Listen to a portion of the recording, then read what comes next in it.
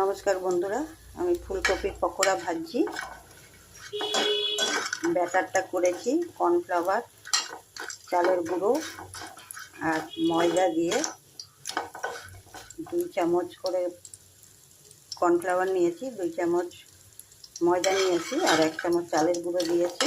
দিয়ে এটাকে ভাজছি। এর মধ্যে একটুখানি লঙ্কার গুঁড়ো দিয়েছি, একটু খাবার সোডা দিয়েছি, একটু নুন দিয়েছি। দিয়ে এটাকে আমি ভাজছি। চালের গুঁড়োটা দেওয়ার জন্য ফুলকপির পকোড়াগুলো খেতে খুব টেস্টিও হয় আর খুব ভালো লাগে খেতে।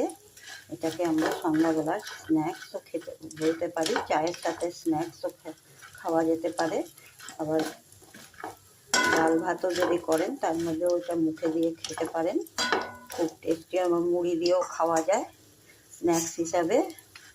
এটা খেতে কিন্তু খুবই টেস্টিও হয় ফুলকপির পকোড়া।